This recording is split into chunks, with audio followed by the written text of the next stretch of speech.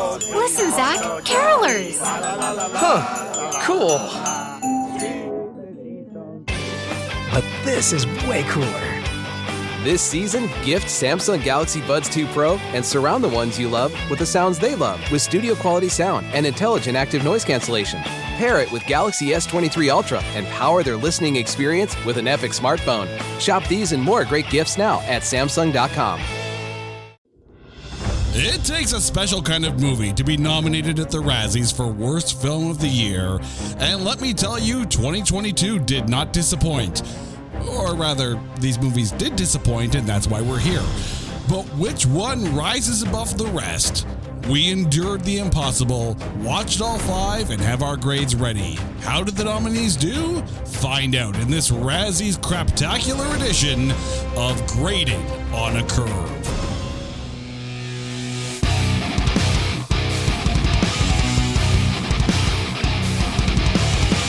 Welcome one and all to Grading on a Curve, the Razzies 2023 special edition, looking back at the worst movies of 2022. I'm your host, Jason, and I have a cavalcade of guest star talent ready to...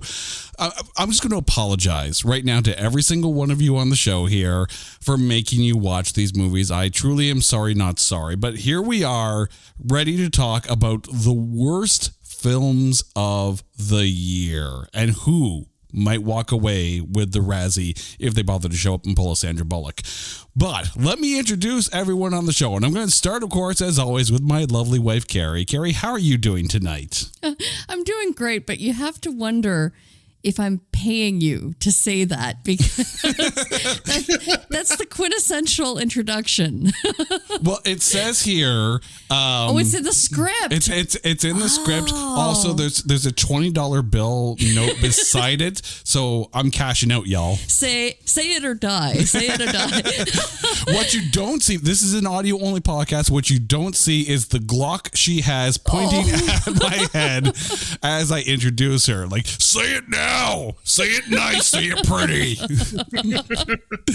Also, from the Sleevey G Show and Playlist Wars, Gomez has returned to Grading on a Curve. Gomez, welcome back to the show. How are you doing, man? Freezing my bejesus off here in Jersey, man. It feels like Canada. So am I to assume with the cold weather that there are sleeves present tonight?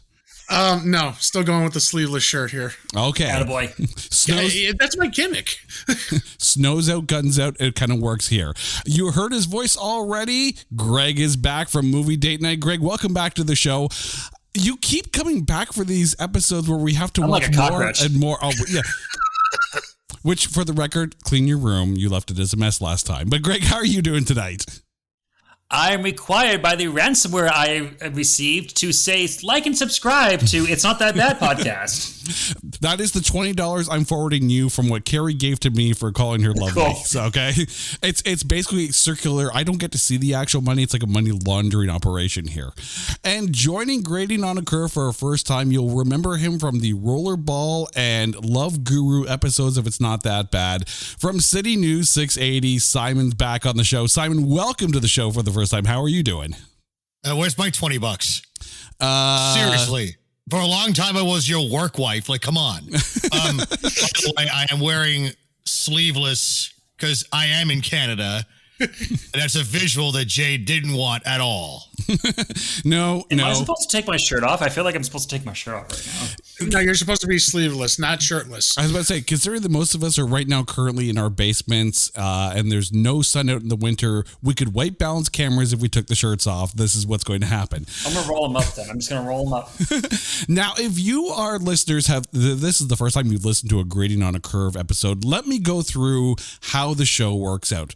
We are going to go through each of the 5 movies that are nominated for Worst Picture of the Year, and we're going to rank them in in amongst themselves, because let's be honest, no one would ever say that one of these movies is their favorite film of the year. But in amongst the five themselves, one might actually stand out. But before we figure out which movies we're going to be talking about, it is time to introduce the contestants in the Pentagon of Pain. Are you ready for the wreckage that is the Razzie nominees for Worst Film of the Year? Our first contestant pulls the reverse Godfather 3 and is nominated for Worst Picture while having a Best Actress nominee. Oh daddy, get ready for Blonde. Our second combatant proves the age-old adage that the book is always better than the movie. And that's true, because they took an award-winning book and turned it into a Razzie contender. Ladies and gentlemen, I present to you The King's Daughter. Next up, from the mind of Machine Gun Kelly, which admittedly isn't saying much, comes a film that proves beyond a shadow of a doubt that actresses in Hollywood have horrible taste in men. Rise and shine, everyone. It's good morning. Our fourth contestant comes from the sacrifice of the Disney cash cow as they try to do the impossible and make us dislike Tom Hanks. This Disney Plus rehash is definitely a minus. It's Disney's Pinocchio. And finally, the only film in 2022 to bomb not once, but twice at the theaters. It's the cautionary tale of the internet taking a joke too far and Sony having zero sense of ha-ha. You wouldn't like him when he's hungry or when it's Morbin time. It's Morbius. Who reigns supreme? Let the ranking of the rank begin.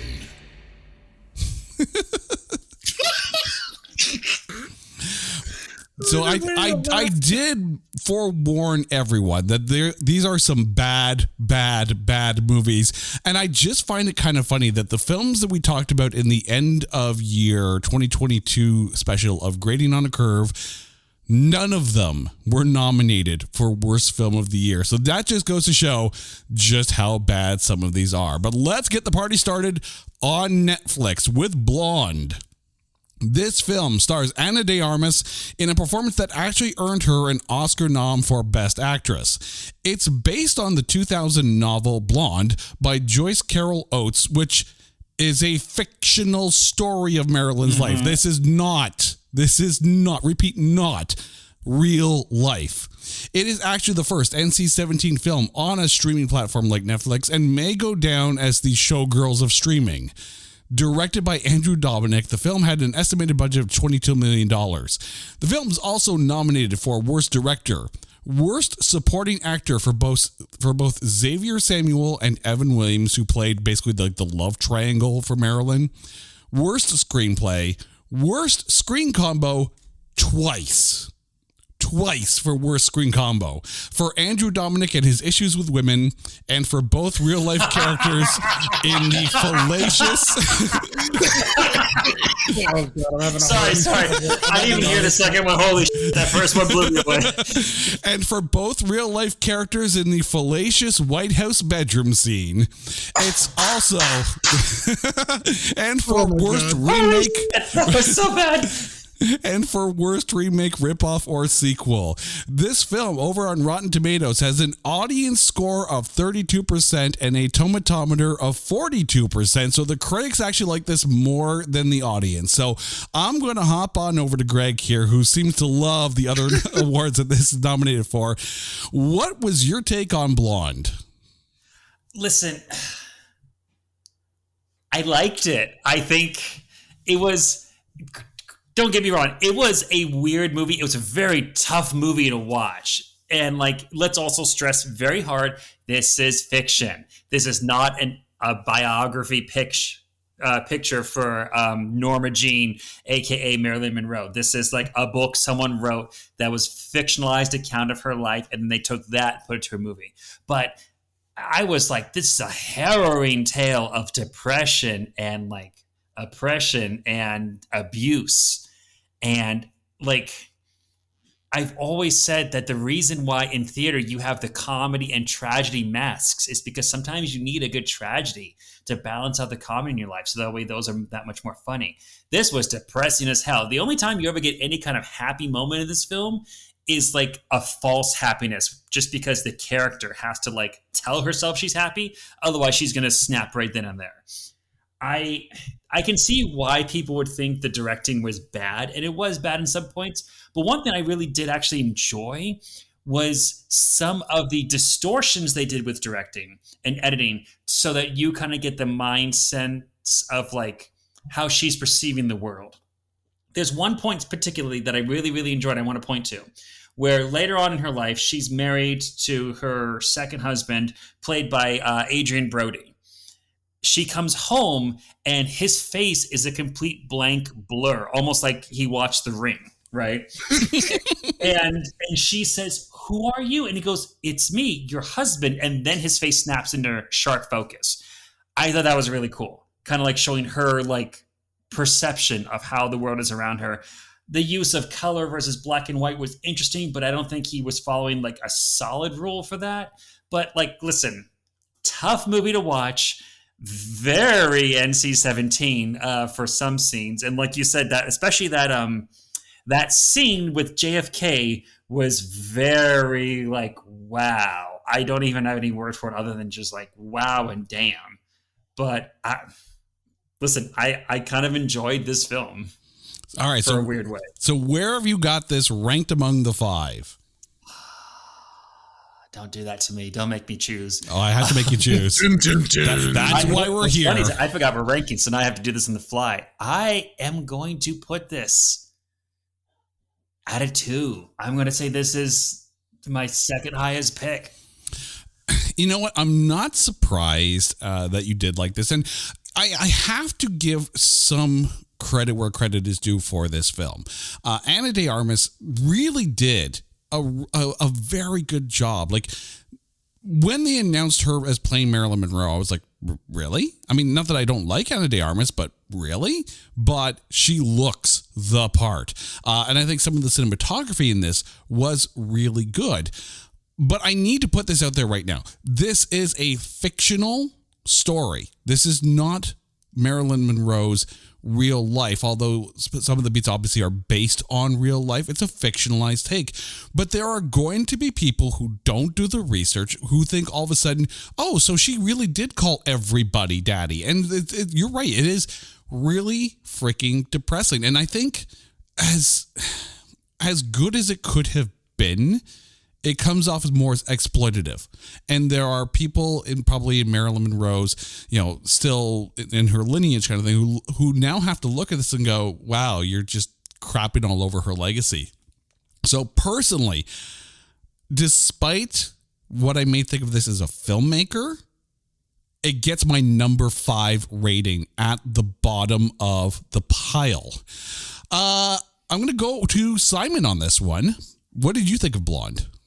I mean, you have to wonder if the moment I saw it was an NC-17 rating, then you think about the handful of movies that have gotten this, and this is obviously like Netflix got a lot of publicity for becoming the first one on a streamer, or first Netflix NC-17 flick, and yeah, it is. There's some scenes there, man. Like it earns its rating, and I liked what I like what Rotten Tomatoes said. It can be hard to watch. It teeters between commenting on exploitation and contributing to it. And where is that middle ground? Also, de Armas was, as good as she was, like the fact that this is getting Razzie noms and she's up for Best Actress tells you about how she put into it, how much she put into the role. And she almost has to win because there's so much around this movie. What's next for her? You know what I mean? Like, it's one of those things she jumped into full bore. And let's not forget, she was not the original choice. I mean, this is a movie 10 years in the making. Mm-hmm. And they had Naomi Watts and Jessica Chastain originally playing Marilyn and ended up being her. Her performance, can't say anything about that, but like, where's the line? And when you hear NC-17, the question is why? And did Netflix kind of go, Yeah, I will leave it. People will get more streams. And I'm not a prude in any way by saying that. You know, Jay, I'm not. But you just can't handle the blood on screen. Well, yeah. Turned away. But where do you rank Blonde in amongst these 5 films? 5 is the worst of these. I'm going to put it in the middle at a 3. All right, Carrie, over to you. How is Blonde for you? Very difficult to watch, although really good to hear that it is a fictional story of a real life character, because, oh my God, like, I didn't know if I wanted to cry or hit something like the TV or the remote. And or Jason, hit stop, make it stop. Sorry, I couldn't resist. I'm sorry. Gomez out here condoning violence. It was hard to watch. It was emotionally, like, just flooring. Like, there's no other way of putting it. And thank God that this isn't totally biographical, because I thought, oh my God, like, I grew up seeing images of Marilyn Monroe, like, with the beautiful smile and the iconic dress with the flowing skirt. But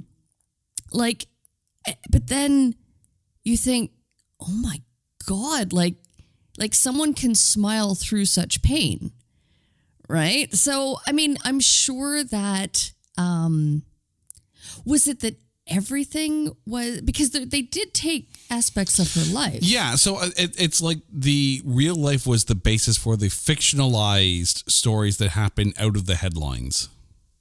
Wow. I agree with Simon. I think I'm putting it right down the middle at 3. Because I didn't love it. I didn't hate it. I found it very long. It was almost like it was, about a half an hour, 45 minutes longer than it should have. It kind of overstayed its welcome, but it also had a lot of ground to cover. Yeah.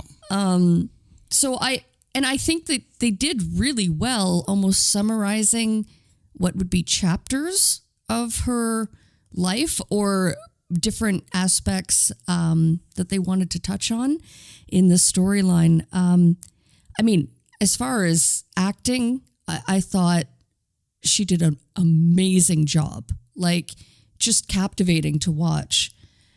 So yeah, I give it a 3.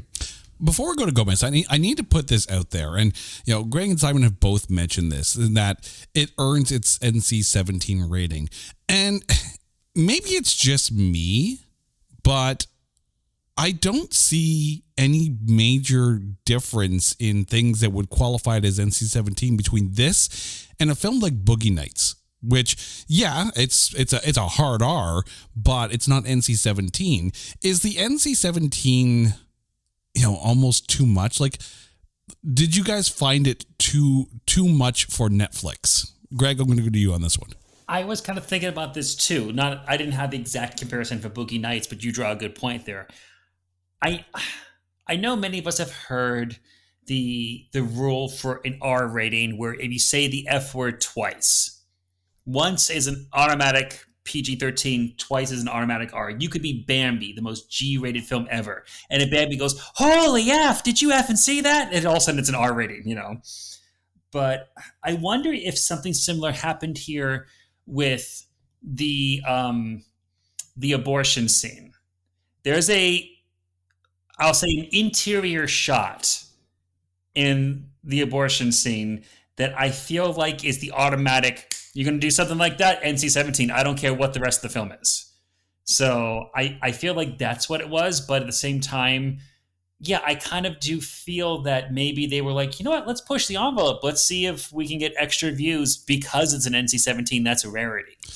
Yeah. So, I mean, we saw this with Don't Worry, Darling, how they basically got press off the fact that there was some sexual content, and it's a very of the moment actress. But I remember watching a documentary called This Film Is Not Yet Rated, and in it they pointed out certain movies that got flagged as NC-17, and a lot of it focused around the concept of female orgasm.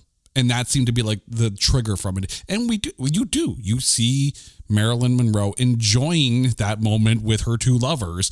I think the NC-17 is a bit much, but I also think that Andrew Dominic jumped on this as a way to market it. Carrie. With that said, When Harry Met Sally, does that qualify? Great point. Yes and no. Yes, it's quote unquote a female orgasm. B, it's fully clothed, faked in for comedy. But I also think this was fully clothed as well. It's over a pastrami sandwich.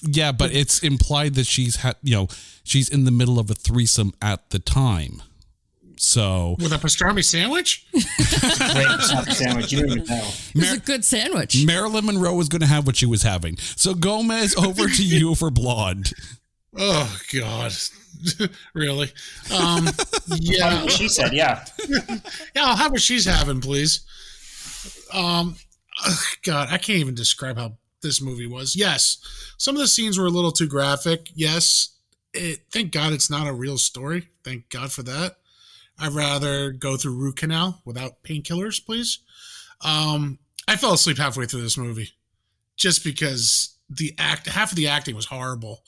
Yeah, she did a great job portraying Marilyn Monroe. As I'm looking at the 2023 nominees, you have Andrea Rosenberg for Tulisa, someone for Tar, Michelle Yeoh for Everything Everywhere All at Once, Michelle Williams, The Fablemans, and then Anna Demme for Blonde. Now, you guys are agreeing that she's going to win it. I don't think she is. I don't think she is either. Personally, I think it's a toss-up between Michelle Yeoh for Everything Everywhere All at Once, but I have a feeling it's going to end up being Michelle Williams, because if there's one thing the Oscars has proven, it's that they love a movie about Hollywood. So yes, this was not about Hollywood. It was about Marilyn Monroe. Well, some of the scenes were kind of not about her either, thank God. But for me, it was just, like Carrie said, it's a long movie. I kind of fell asleep 45 minutes into this movie. With a hot cup of coffee, you figured that one out. So for me, it's a hard 4. Nice to see that I am able to provide Gomez with naps during the research for this. But let's move on to The King's Daughter. This film stars Pierce Brosnan, Kaya Scodelario, William Hurt, and Fan Bingbing. The film is based on The Moon and the Sun by Vonda and McIntyre, and the book actually won the Nebula Award for Best Sci-Fi Novel. Now, here's the interesting thing. This movie was filmed in 2014. And the studio wasn't happy with the initial cut. And then, of course, Fan Bingbing ran into tax problems with the Chinese government. And because the film, 50% of this budget was being, financed by Chinese investors, the film eventually got shelved for 8 years. The film does have a budget of $40.5 million, had a worldwide gross in theaters of $2.23 million. Kaya Scodelario is also nominated for Worst Actress, and Fan Bingbing is nominated for Worst Supporting Actress for this and the 355. Over on Rotten Tomatoes, though, this one is interesting. The tomatometer on it is 20%, but the audience score is 80%. It's high. It's absolutely high. Really? Yeah. And so was the audience watching it. Thank you. But were they passing out lewds during the theater for this one? You bet. That would help. But here's the funny thing, though, and I'm going to take the lead on this one if that's okay with everybody. This is my number 1 film of the 5. Why? All right. So hear me out on this one here.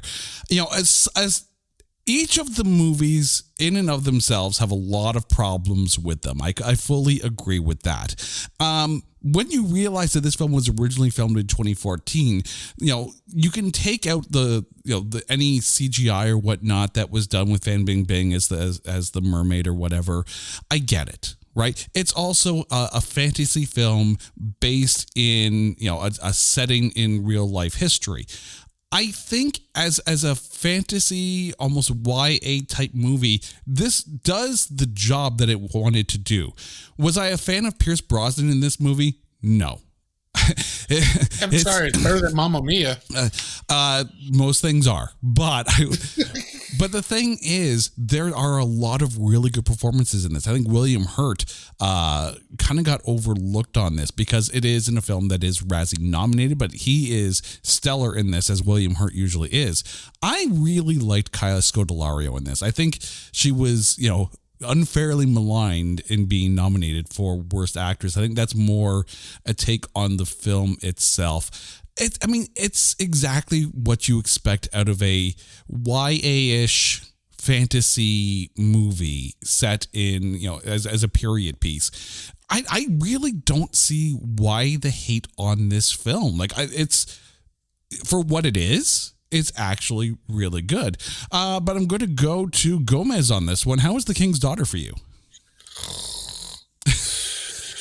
Okay. Gomez, wake up. Oh, I'm sorry. The lewds must have been kicked in. Right. First of all, I didn't even bother watching this movie because it's Pierce Brosnan. How dare you? Listen, the only time I ever watch him in a movie now is just the old James Bond flicks. Boy, he was the best part of Black Adam. Don't even get me started with that movie. As the laughter continues. That man is an absolute gem. All right. Opening weekend. This freaking film opened in 2,000 theaters, okay? Opening weekend. How much do you think it made the first weekend?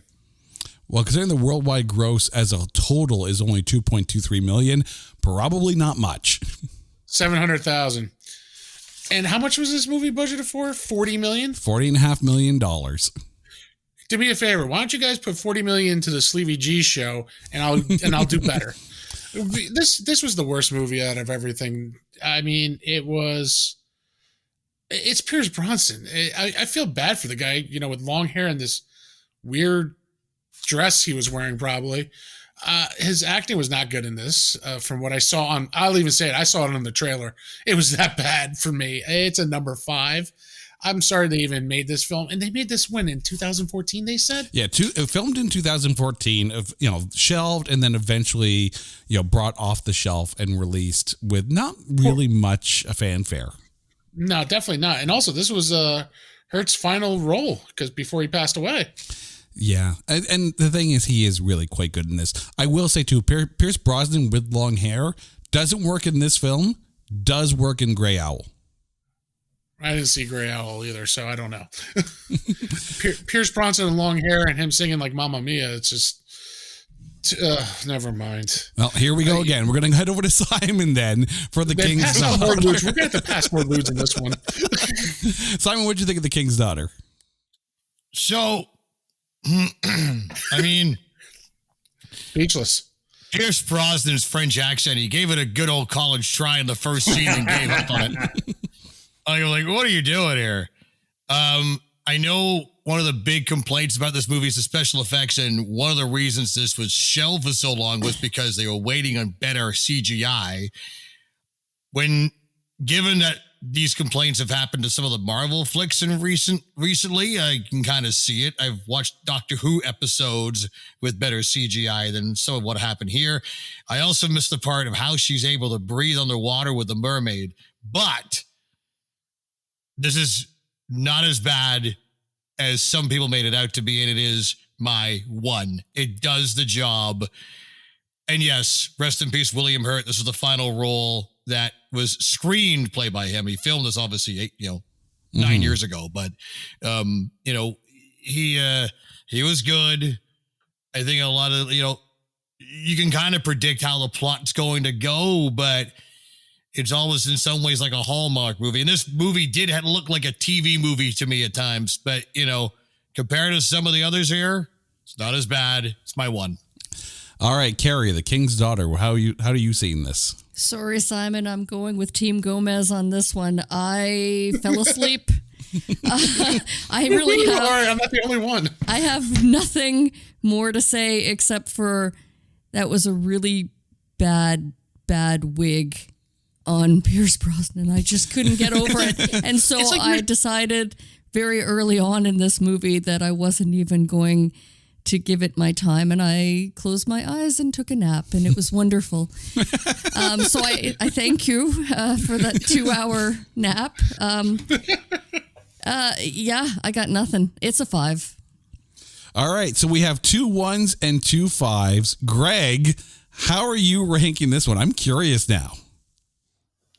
Okay, so I understand where everyone else is coming from with the whole, like, I fell asleep. Because at one point, I was watching the film, and I'm like, this got to be half an hour left in this, right? Nope, I was only 40 minutes in, and I was like, holy shit. Also, I think Simon hit the nail on the head with this. Pierce Brosnan, what are you doing here? You are Irish. You are nowhere near a French king. And like, I even looked it up because in history, I'm a history major. In history, there have been like English kings who were French and like German kings who were like, Spanish. So I was like, maybe I forgot that Louis XIV was something else other than, 1,000% French. He's like the most Frenchest king you've ever had. And it's like, how is this cast even made? The story. Okay, so I was watching, this is the only movie of these 5 that I actually watched with my wife, Lauren, because she had heard it was a good book. Actually, this book, apparently, the year the book was written, beat Game of Thrones for a couple of, Scholastic awards. So I was like, wow, so apparently this is a really good book. And we were watching it, and we were actively arguing about what the hell was going on, about... Does this happen before this? Is this a flashback? Is this concurrent with the other thing? The timeline did not make sense to us at first, and we were actively getting heated argument. No, that was in the past. She's clearly the daughter of a mermaid. What are you talking about right now? So it was. I didn't have any problems with the acting in it, other than Pierce Brosnan and his lack of a French accent. The story itself was okay. There was a lot of really weird cuts and editing that made it, I could see why it's on the chopping block for the Razzies. But for me, I don't know, there was way worse on this list. So I'm going to split the vote here. I'm going to go right down the middle as a 3. Whoa. This has to be one of the most polarizing films we have done so far on Grading on a Curve. And Jason, just to give you the heads up, I, as usual, am keeping track in an Excel spreadsheet right now of everyone's votes. And right now, this has a perfect 3 for the ranking. Love it. Absolutely love it. Someone's keeping track. Okay, so here we go. Our next contestant is Good Morning, written by, directed by, and starring Machine Gun Kelly and Maud Sun. Also features Megan Fox, Dove Cameron, Whitney Cummings, with cameos by Pete Davidson, Tom Arnold, Dennis Rodman, Danny Trejo, Avril Lavigne, and Snoop Dogg as a talking joint. The script came from Machine Gun Kelly and Maud Sun after... Megan Fox sent Machine Gun Kelly a similar text, and this is how he prevented himself from spiraling. This movie is basically his therapy session.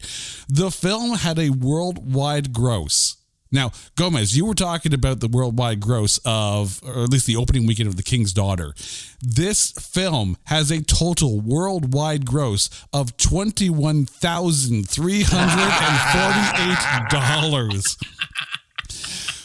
Also, Machine Gun Kelly and Maud Sun are nominated for Worst Director and Worst Screen Combo and Worst Screenplay.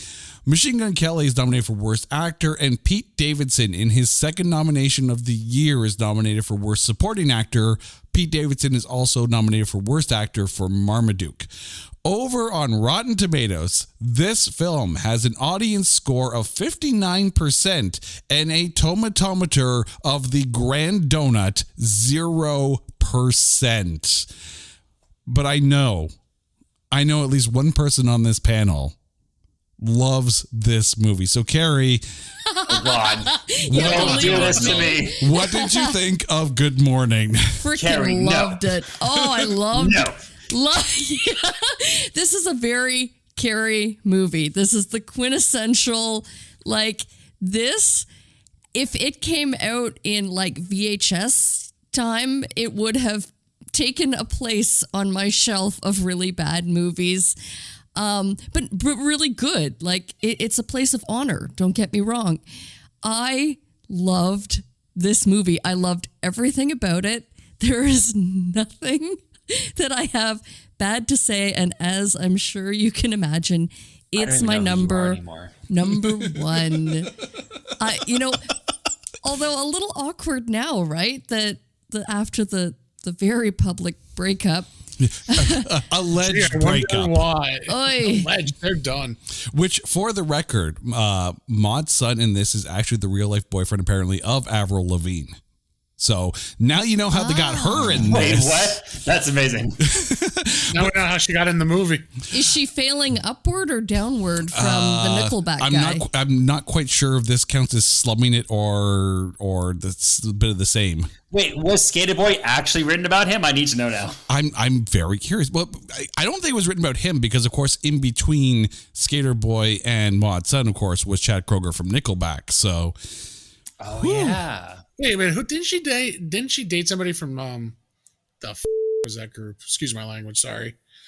Sum 41. I thought she was I think she might have been with Derek Webley for a little bit. I can't remember. I thought she married him. I think it went Derek Webley, then Chad Kroeger, and now Maud's son. She really kept the Canadian on that one, didn't she? Oh, Avril. He likes that bacon. All right, Greg.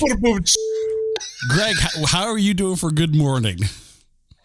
5. Hard 5. There was way too many side characters in here. None of them had any real, meat to their bones. At one point, there is literally a scene where Pete Davidson turns to one of them and says, "There's too many characters in the scene. You need to leave." Because, he's about to do, that CPR or whatever to the guy who's, too stoned to, even function. So he tells Sonic the Hedgehog-looking dude, just go in the bathroom and go away because we have too many people here right now. And, yeah, that's kind of the point of this movie. It's just too much going on. There's too much nonsense happening. But I will tell you, the one redeeming factor of this entire movie, the only reason I would recommend anyone watch this film, is for the very, very end post-credit scene. Did any of you guys see it? All the way through. All the way through. Yeah, you have to watch the credits all the way through. So the very end of the film, it ends, spoiler alert for anyone who hasn't seen this garbage film, go watch it or don't. I don't give a shit. But at the very end, Machine Gun Kelly and Apple, Becky G, who plays her, end up in a car crash and they're in traction, in the hospital, in big supports and everything. And that's supposed to be the end. Then it's at the very, very end of the film, after all the credits, they say, "And cut. Great job, guys. That's a wrap on the finale." And then Machine Gun Kelly gets up with his British accent and goes "Wait, so you're telling me," and he runs through a 2-minute summary of the entire film. Either this is the luckiest jerk on the planet, or this is the dumbest script I've ever read. And I'm this movie is self-referential for the fact that the plot is insane, and I kind of was here for it. But it's still your number 5 film. Oh, it's still my number 5 with a bullet, yes. All right, Simon, good morning. How are you doing with this one? So I can confirm that Skater Boy was written for Sum 41's Derek Webley. Just a quick Google there. So we were all correct there.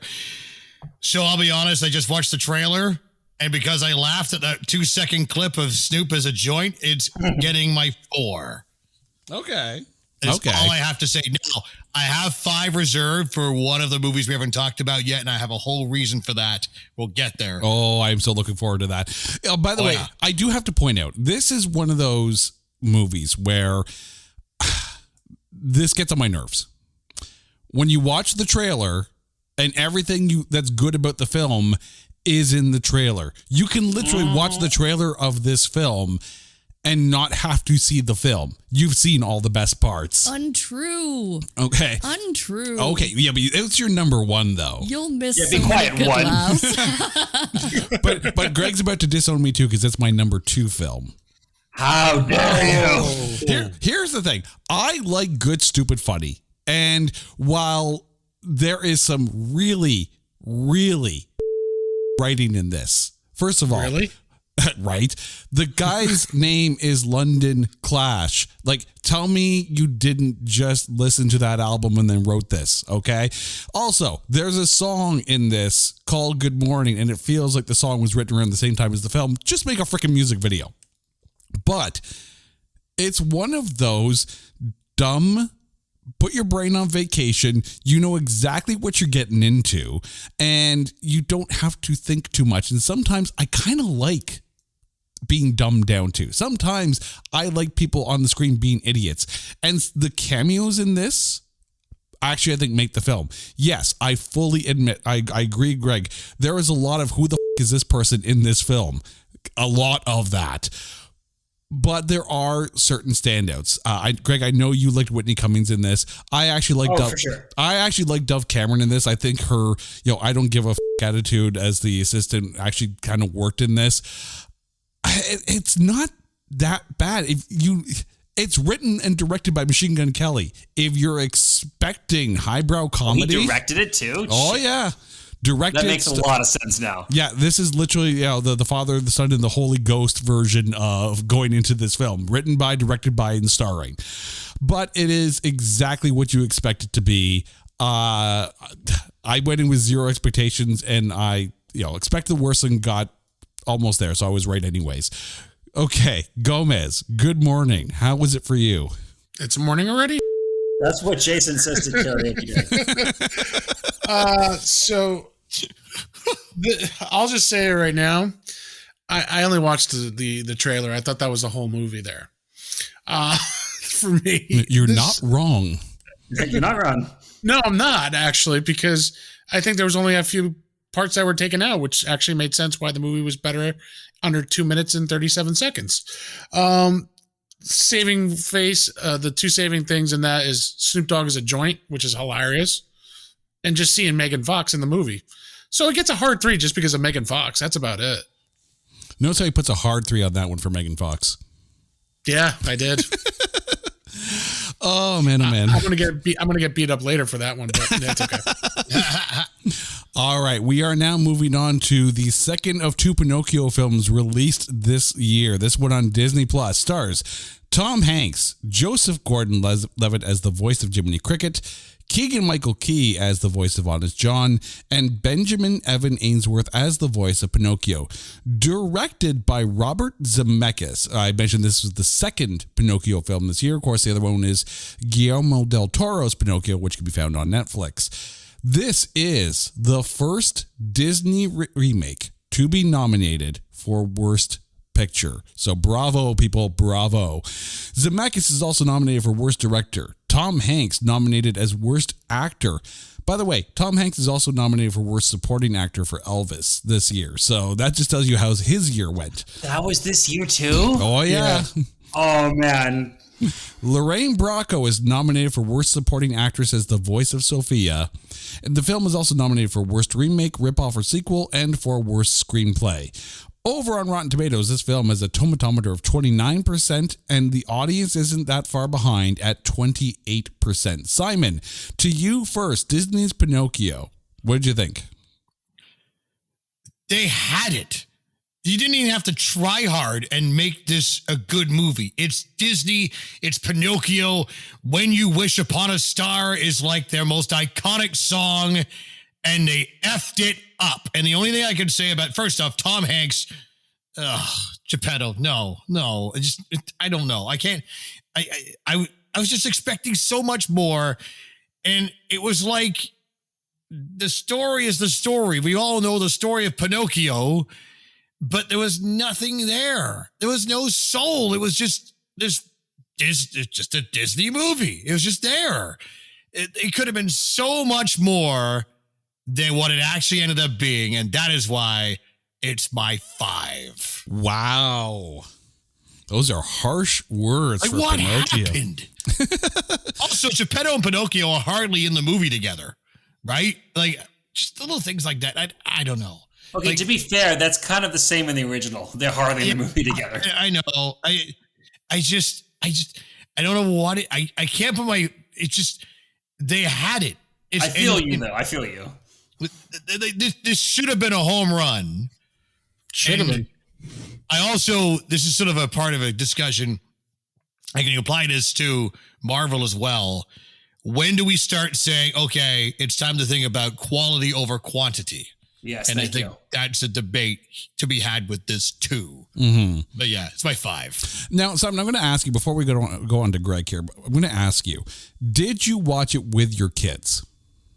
You know what? I didn't actually. So I don't have their opinion. They didn't want to watch it. They saw the trailer, and it actually, I forget what was all in the trailer, but I think, some of the whale scenes might have been a bit scary for them. They've seen the original with me, and 1940, the animation still holds up really well, but it's pretty scary at times for my kids. And we haven't seen it in a couple of years. Maybe they'll like it now, but they had no desire to watch it. None. So it was just How's that expression go? From the mouth of babes comes truth, or something like that. Right? Exactly, right? All right, Greg, over to you. How was Disney's Pinocchio? Simon, you got out a lot of points that I had. You had this. You had a template for this. All we wanted was a shot-for-shot photorealistic remake of it. I know that some people crapped on that for The Lion King, but that's kind of what I wanted here. Just do that again. But they backed away from it. One thing that really, really irked me was in the Pleasure Island scene, in the original, Pinocchio and Lampwick, they turn themselves into, quote, jackasses, unquote, because of the activities they are participating in. They are drinking, they are smoking. If you go look that up, Pinocchio literally has a beer in his hand and a cigar in the other hand. And, they're gambling, they're doing pool, they're getting in fights, things like that. So, it makes sense for why Pinocchio transforms. In this movie, Pinocchio doesn't do a damn thing wrong. All he does wrong is just be there, and he still starts to turn. And I'm like, why? He doesn't even have his root beer. He is handed a, quote, root beer, sees people breaking clocks, is reminded of his papa, and it's like, oh no, I feel bad now. And he doesn't participate. So why is he being punished? That was a weird choice. The other thing that really bothered me was right at the beginning, when Pinocchio first turns into, well, I guess first comes alive, I should say. And, Geppetto, a.k.a. Tom Hanks, picks him up. There was clear clipping. I saw Pinocchio clip through Tom Hanks's arm. That's how bad the editing was in this film. And, the size kept seeming to change on him for, how big Pinocchio is compared to other things. And it was driving me insane. But the one thing that I think is the biggest metaphor for this entire movie, Pinocchio literally stops at one point and smells horse. He stops in the plaza. He says, "What's this?" And he takes a 10-second deep breath. And I just felt so bad for any animator who was in the studio who's like, I guess my next 3 months is Pinocchio smelling horse on the ground. That's my job. My paychecks might as well just say horse because that's what I did. So this movie, 4. The only reason it's not a 5 is because I really hated Good Morning, but this was a hard 4 for me. All right, Gomez, how was Disney's Pinocchio for you? Well, growing up watching the original, just like everybody else, it was I don't know, I wouldn't call it a huge disappointment. They tried doing what they had to do.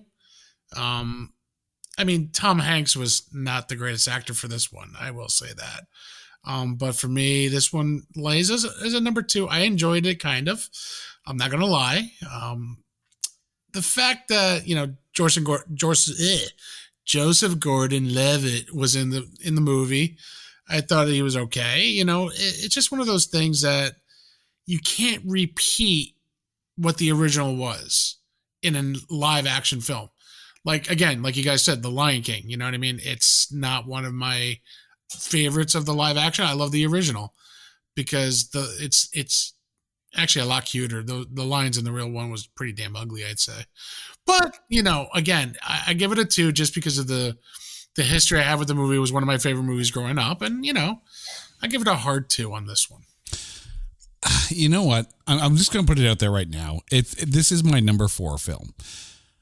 I do not see the reason to remake some of these classic animated films into CGI or live action-ish kind of films. Like The Lion King didn't need to be redone. It also didn't need all those direct to VHS, direct to DVD sequels. Mulan didn't need to be redone. This did not need to be they already did it and did it perfectly for the time. And quite frankly, as a parent, I would rather show my kids the original ones, right? Like, yes, our kids are a little bit on the older side, but there's still something so good about those classic films. Like, I mean, I know I grew up watching, The Wonderful World of Disney on CBC on Sunday, evenings kind of thing. You get those animated films, and if it's something that you remember, hey, great, no problem. If it's something that they created like Condor Man, you're like, okay, we're in for a bit of an adventure here. Condor Man, yes. Thank God someone else remembers Condor Man. I remember it.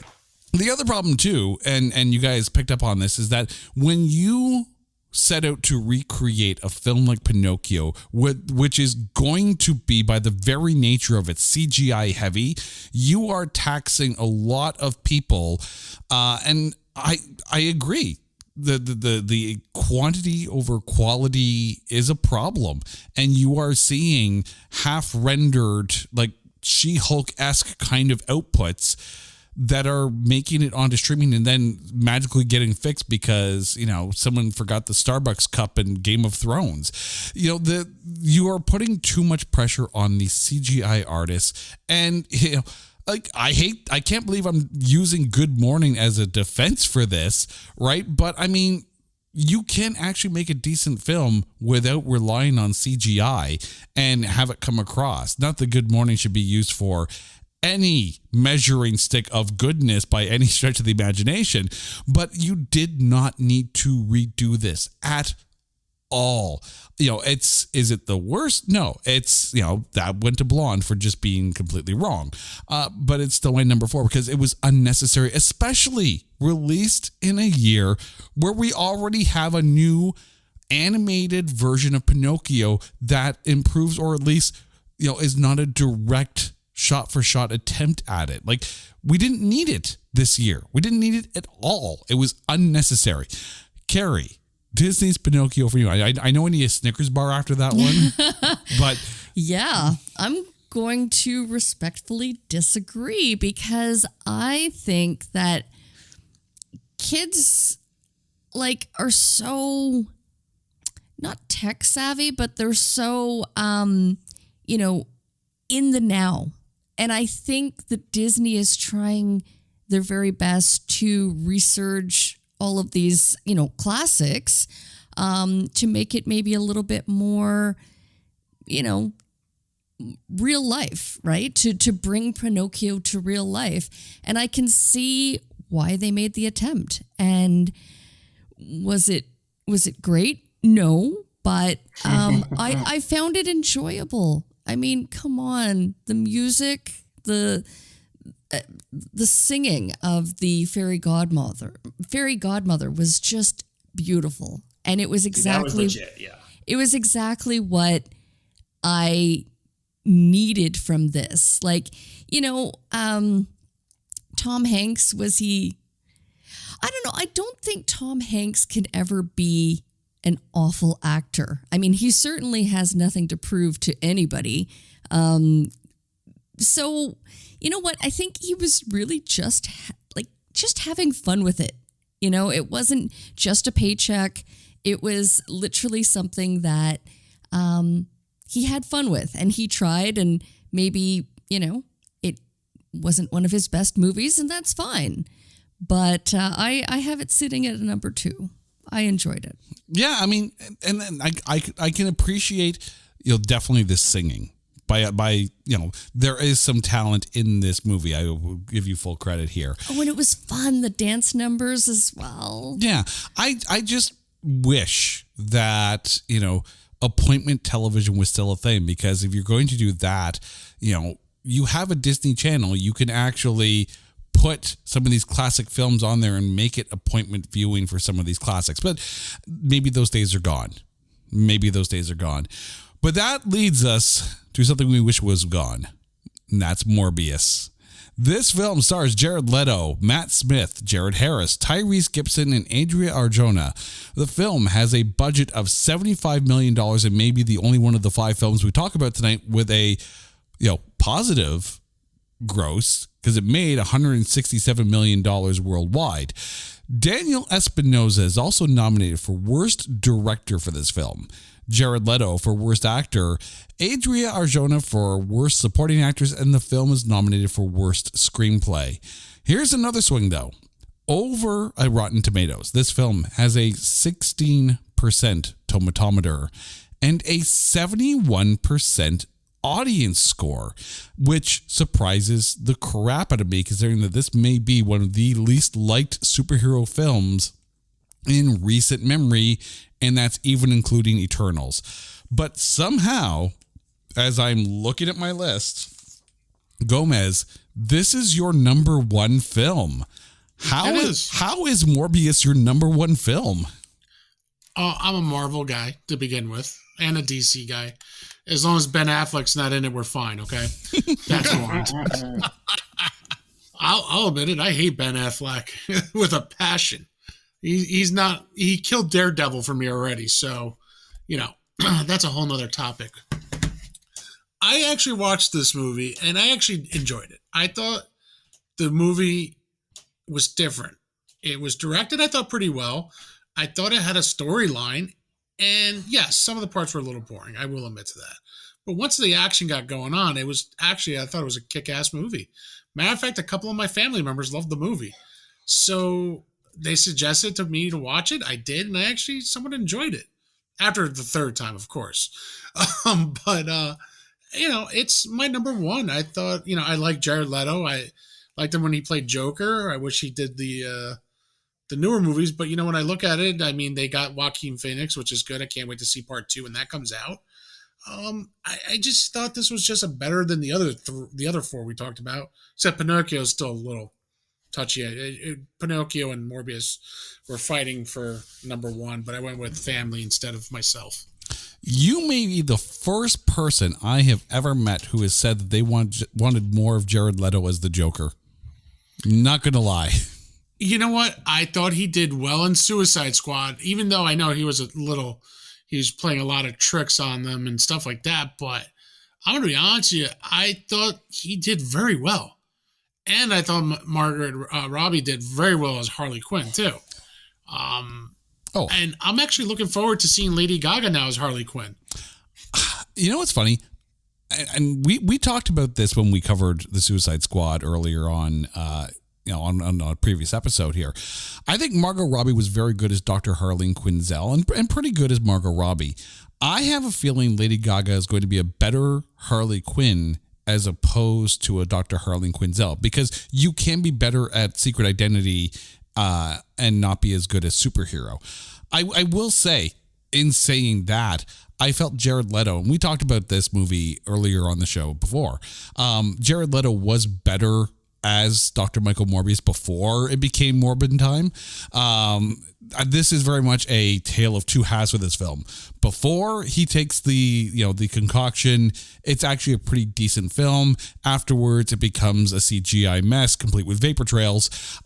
It's a number 3 for me, though, because, there are still good aspects of this film. Matt Smith is always a gem. I can't complain about that.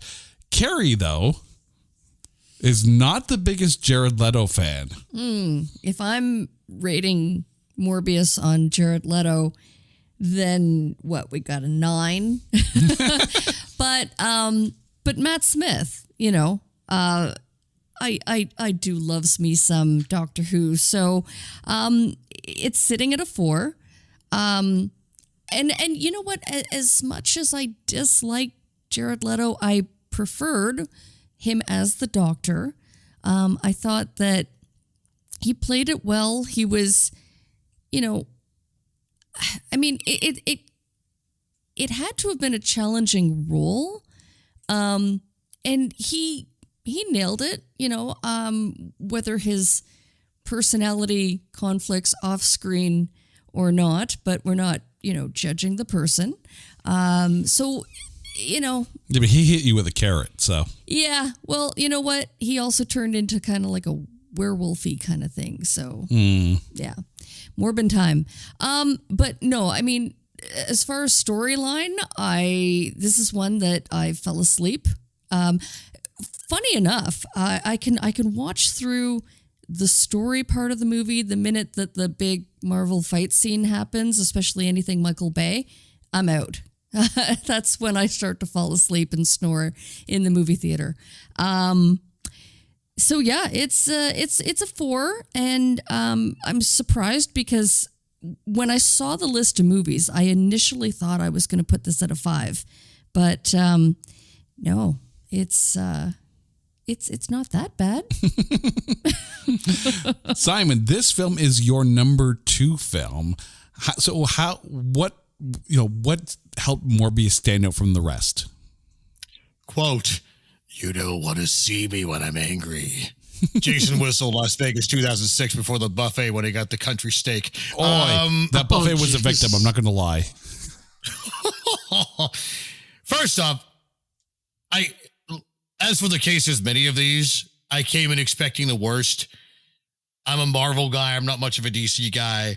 How can anything with Matt Smith in it be bad? Matt Smith, what made the movie for me, quite frankly. I'm a big Doctor Who guy, so that shouldn't surprise those who know me. But, Jared was... See, there's the difference between trying to be all dark and stuff and just being a bad actor. And with him, I couldn't tell the difference. But it had its moments. It wasn't awful. That's why it was my 2. I just thought they were worst movies in the group. I don't think I want to watch a sequel to this, quite frankly.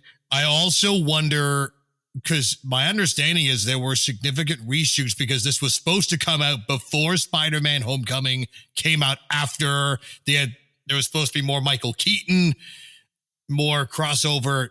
And I'm not saying put Spider-Man in just to make it Spidey, but I think it got a little screwed over by COVID and release date moves and having to reshoot various parts. So I wonder how the original may have been. But yeah, Jared Leto and the Dr. Bancroft, both horrific acting, but it is my 2 because I just thought there were other ones worse. And I thought Matt Smith was really good. And I thought the last half hour picked up after nearly falling asleep myself. I thought the last half hour redeemed a lot of the movie. Yeah, I don't think, maybe aside from Top Gun Maverick, not many movies that were being promoted before the pandemic, found a way to, hit screens or hit theaters gracefully. Top Gun Maverick being, I think, definitely the exception because we were seeing those trailers before, Rudy Gobert started touching microphones and sent everybody home.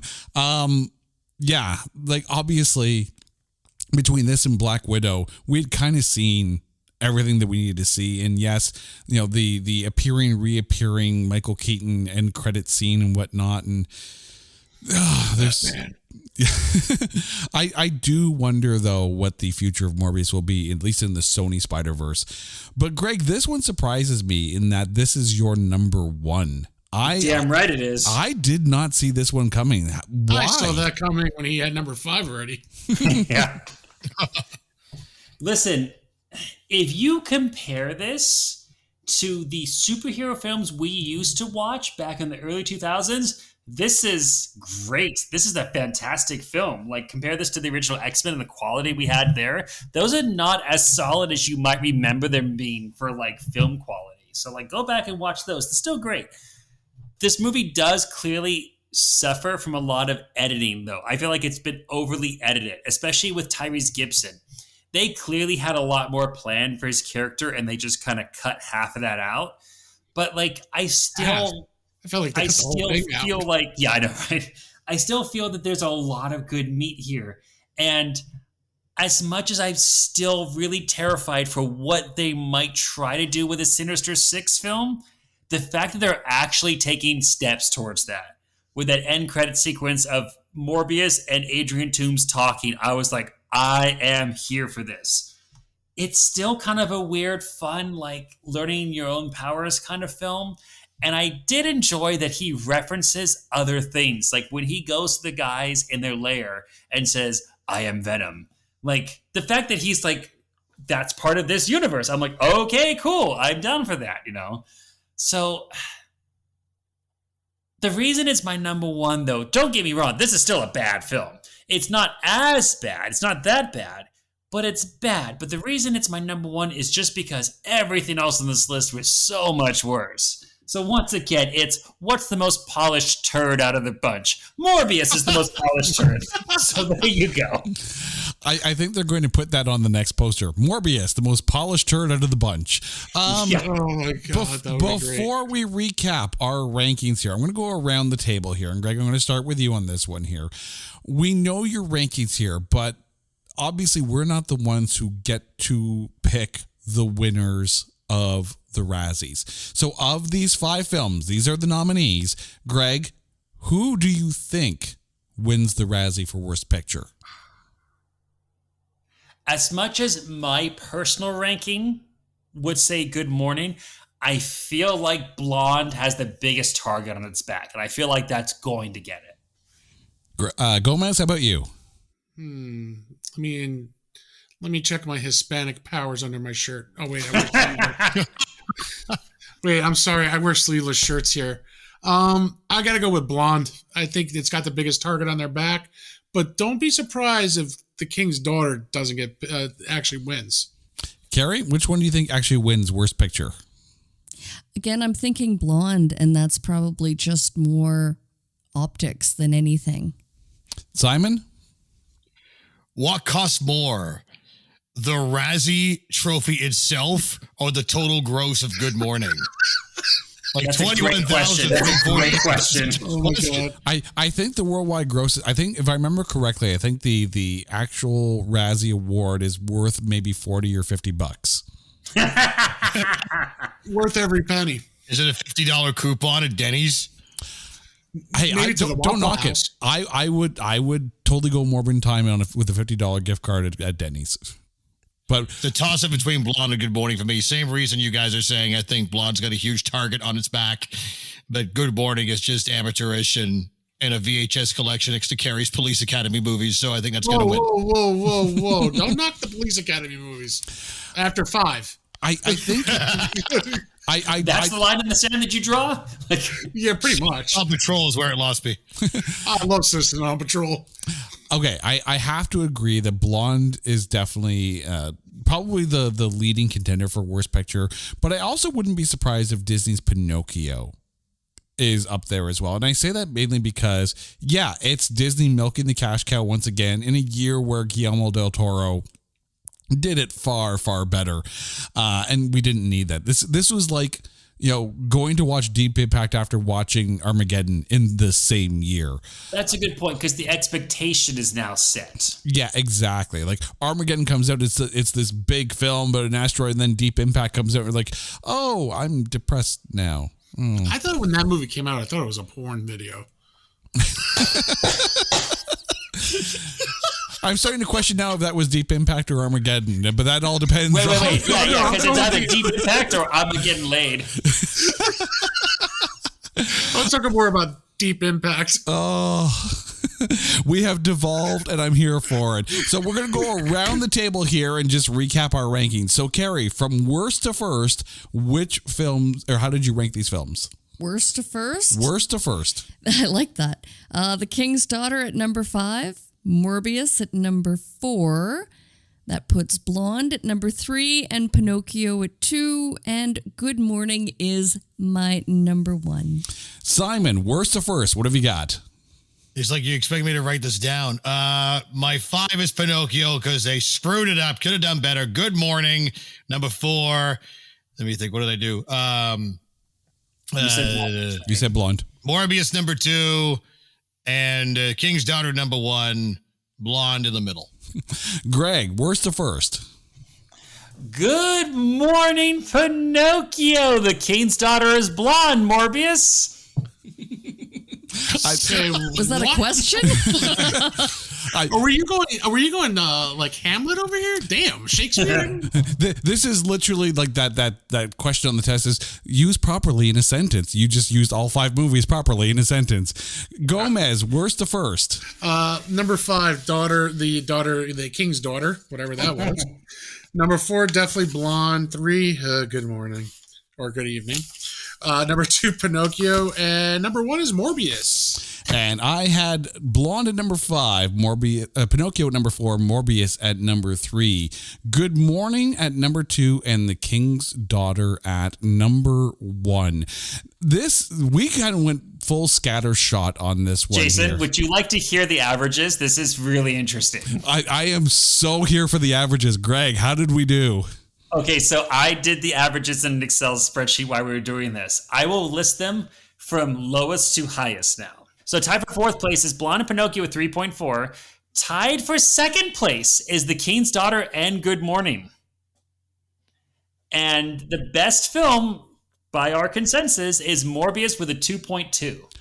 Fascinating. I am. It's actually kind of cool. Yeah, I'll admit, I am surprised. 2 ties, which is amazing. Yeah, I am surprised that Morbius tops out based on the averages here. But listeners, you think about it, right? But listeners, if you think about the movies you listed for tonight, Morbius is the clear winner. Can I just ask a question though from the team? Okay. Okay. If Matt Smith were not cast in Morbius, Ooh, great question. where would it sit? I really, really think, obviously it's going to take a hit in points, but I think it depends on how big of a hit for who else you get. Yeah. Because, here's the thing.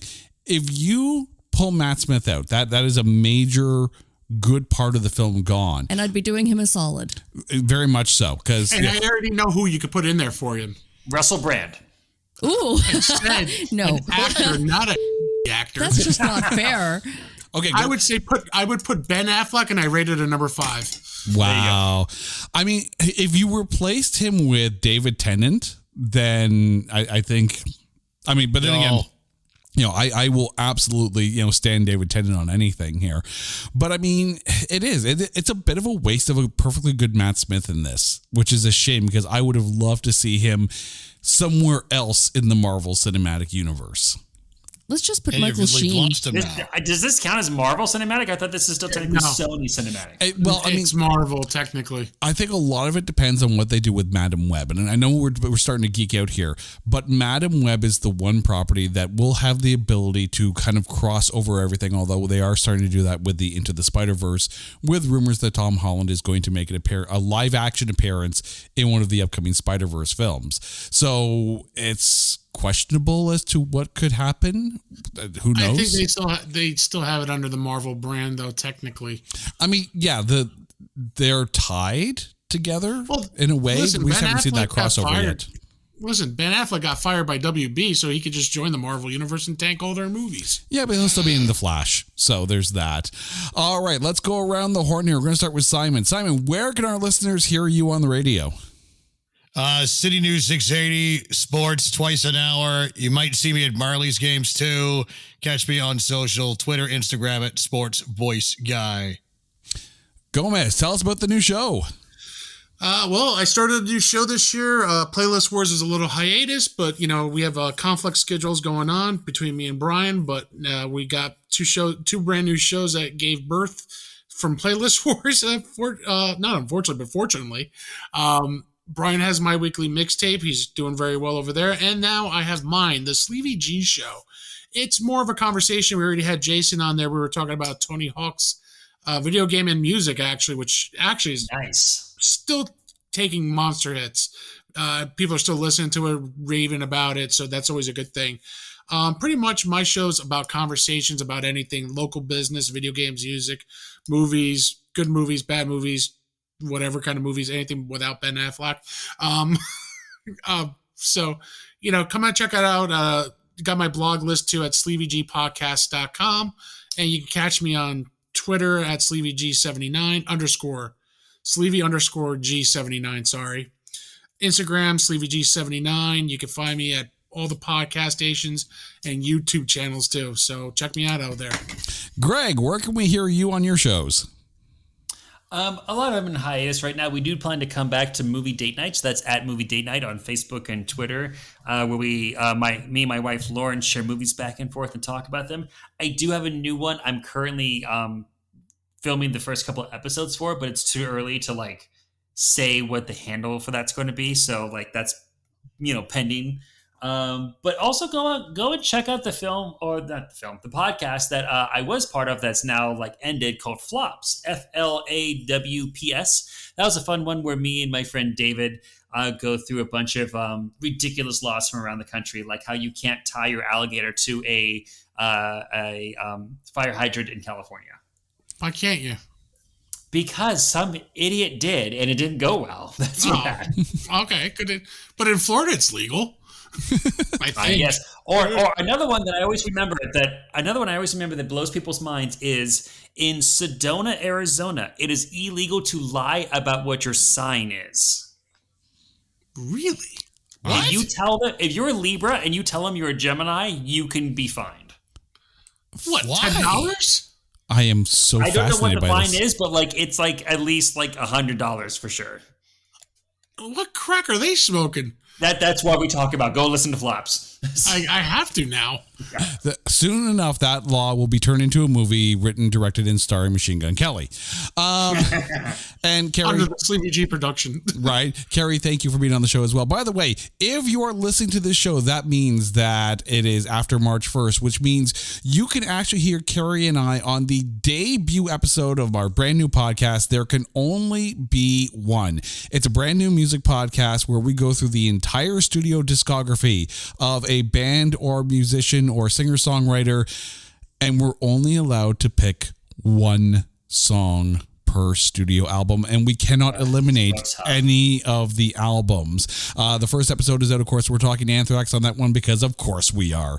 But that podcast will be out bi-weekly because it takes me a while to get through all the albums. Guys, thank you so much for joining on for another edition of Grading on a Curve. And to you, our listeners, by all means, even though these movies suck, they're still worth going to watch. I know Gomez is laughing already here, but by all means, watch them and then come back and listen to this again and see if you agree with us. Until next time, I'm Jay. She's Carrie. Thank you, Greg, Gomez, and Simon. Until next time, whether it's not that bad, Grading on a Curve, or over on the new show, There Can Only Be One. You can find that over on Twitter at OnlyOneCast. You can also find all of our shows on NotThatBadCast.com. Until next time, I'm Jay. This is Grading on a Curve. Take care, everyone.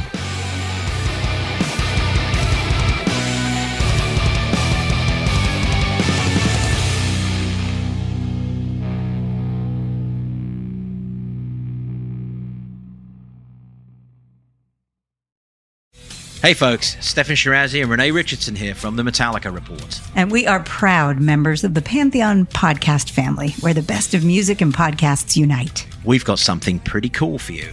We're giving away an exclusive Metallica merch package worth over $250. That's a whole lot of Scary Guys, skulls, M72, and other sought-after Metallica swag. And we've made it easy for you to win. Follow and share the Metallica Report, and you're in the game. Go to pantheonpodcast.com/Metallica, enter your email, and hit that button to be entered to win. And just like that, you're eligible for our monthly exclusive Metallica merch package. And guess what, rockers? You can enter every month, so just do it. And while we love our global brothers and sisters, the lawyers won't let us ship outside the U.S.